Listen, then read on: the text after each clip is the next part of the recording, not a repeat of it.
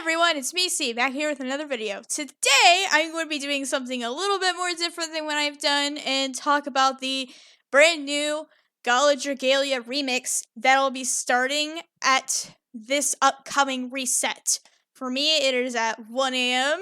If you want the time for your region, then you can always find that in your in-game notifications. So, for those of you who don't know what a Gala Dragalia remix is, I stutter my words a lot, please bear with me. If you don't know what this event is, what this summoning showcase is, it's like a Gala Dragalia, but we have a smaller selection of Gala adventures featured than a normal Gala summon showcase where they have all of them. So for Remix, you have one featured Gala, maybe a dragon, maybe, and another hidden adventurer. And of course, just like all Galas, it is 6% rate. So that's cool. So the two new characters that are added with the summon showcase are Humanoid Mercury, who is a water dagger, and Kid Ranzal, who is the first flame axe that we've had since Halloween Mim all the way back in October of 2019. We have not had this element weapon combination for almost about a year and a half at this point. And with these two new characters in the game, they are going to appear in the next summon showcase, so if you did not get a chance to get them this time, they will come back in future banners, so you'll be able to pull them. And the featured Gala adventurer this time is Gala Laxi. Anyways, before I continue any further, if you like my content, feel free to subscribe, give a like, and of course follow me on Twitter. If you want, I don't care. Let's get into the meat and potatoes of this. So, our first character that we're going to talk about is Humanoid Mercury. A lot of people have been waiting for her to come out, myself included. Let's talk about her skills. So, her first skill, Raging Ocean. It deals damage to enemies directly ahead, inflicts frostbite, and raises the dragon gauge if the attack connects, which means she will be able to get her dragon faster through using this skill. So this is kind of like Mim's shared skill, Dragon Claw, where you can get Dragon Haste from that, making you get your dragon gauge faster. And if the attack connects, the user has a team's, and if the user has a team strength amp, a more powerful version of this skill will be used. So this basically says that she is about strength amps, which is what the meta is turning towards now with Dominion being the new endgame content. We're going very far away from double buffs and focusing on this. And her frostbite lasts a pretty good amount of time, 21 seconds. That's really, really good. Trying to see what else I could talk about this first skill. The skill energy required, or the SP cost of her skill 1 does not change, regardless of the skill charge, and the shared skill SP cost isn't horrible. I'm not well versified in knowing like cheap versus expensive SP costs, so somebody else could probably explain that a little better in the comments, but okay, so the shared skill version, because this is shareable for 6 tomes and all that, this is the skill change version, so you'll be doing the more powerful version of this attack if you decide to use it as a shared skill. And now for her second skill, Aquatic Ruin. Deals damage to enemies directly ahead and grants the user a strength amp. So she is able to amp herself up which will help with her S1, make it more powerful. If the user has already shapeshifted at least once, a more powerful version of this skill will be used. So, a lot like Midgard Stormer and Mim before her, she is very much focused on her dragon and building that dragon gauge and being able to do a lot of damage in her dragon form. That's what she likes to do. And for a co-ability, it's just a standard critical rate for daggers. But her chain co-ability is really interesting.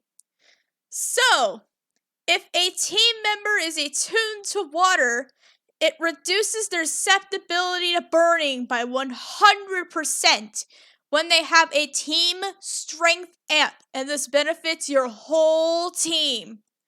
So Mercury is going to be really great paired with units that don't have burn res. Like, say for example, maybe Xanfried or...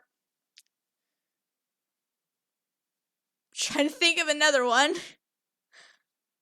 I know Xanfried for sure. Fjorm. If you use those two on your teams with Mercury, they will benefit from this burn res. So basically, that makes them dual res. No. I'm wrong. I'm sorry, I just realized my mistake. No. She could actually be really good with a character like Karina, who is not burn res, but you really wouldn't be wanting to use Karina with Mercury because Karina benefits more off of double buffs than she does strength amps, and Karina's not going to be used in Dominion content, so there's not really necessarily a point in using her with Mercury. But still, if you don't want to use Mercury, this team strength amp equals burn res 100% will be really nice, especially for auto comps, making your team have more survivability and instead of having to wait for, say, Zhang Zia to cleanse burn off her S1. Anyways, let's get into her abilities. So, Waterworm's Nature 2. By the way, this is bugged. If you don't know, this is bugged. Her dragon skill is bugged, just letting you know. It is a little bugged. So, it might get fixed in the future. I know they did a apology, might. So, her first ability, reduce susceptibility to bog by 100%, so she has that same weird thing Mim does, where Mim has burn res because of her character, and it's kind of weird. It adds 14% to the modifier applied to damage when in dragon form, meaning, yes, she wants to be in dragon so she can do the most damage, just like Mim and Midgard before her.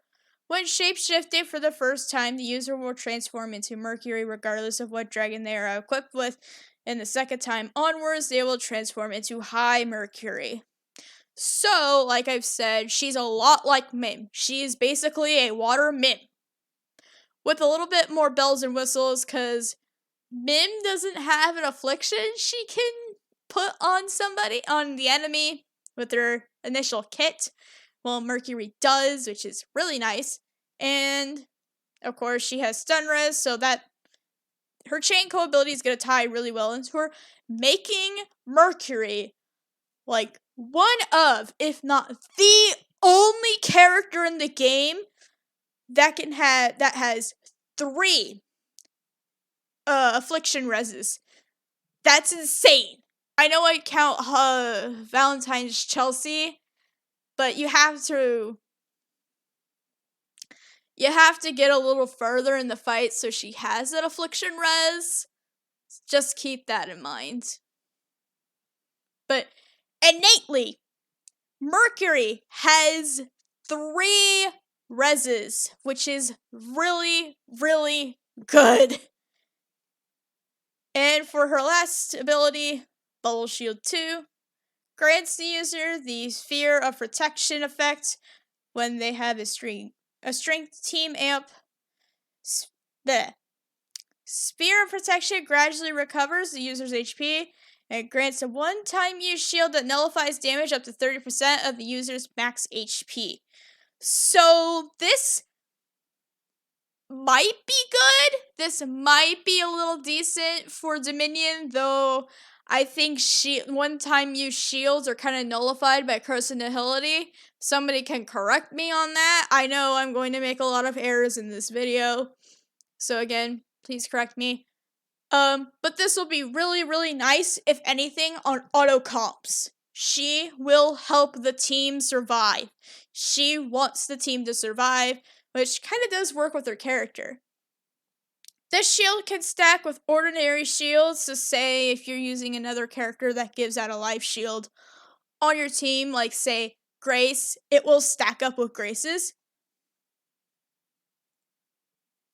Sphere of Protection will not stack. It effects are lost upon taking damage or if the user no longer has a team strength amp, and after Sphere of Protection is lost, this ability cannot activate it again for 10 seconds.